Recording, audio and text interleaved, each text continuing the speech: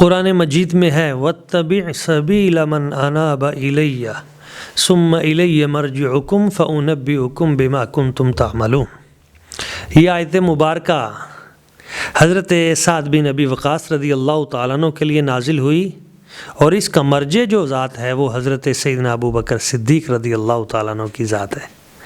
اللہ کریم ارشاد فرماتا ہے وَاتَّبِعْ سَبِيلَ مَنْ أَنَابَ إِلَيَّ، اس شخص کی اتباع کر، اس کے رستے پہ چل، من اناب الیہ، جو میری طرف جھک گیا، میری طرف جس کا رجوع ہے، تو پھر تم نے آخر کار آنا تو میرے پاس ہی ہے۔ فَأُنَبِّئُكُم بِمَا كُنتُمْ تَعْمَلُونَ، تو جو کچھ تم عمل کرتے ہو میں سب تمہیں بتا دوں گا۔ تو یہ حضرت سعد بن ابی وقاص رضی اللہ تعالیٰ عنہ ان کو یہاں پہ کہا گیا تھا کہ تم اس شخص کی اتباع کرو جس کا رجوع میری طرف ہے۔ تو وہ کس شخص کا رجوع اللہ تعالیٰ کی ذات کی طرف تھا جس طرف اشارہ کیا گیا؟ تو امام بیضاوی فرماتے ہیں وہ ہستی حضرت جناب سیدنا ابو بکر صدیق رضی اللہ تعالیٰ عنہ کی ہے۔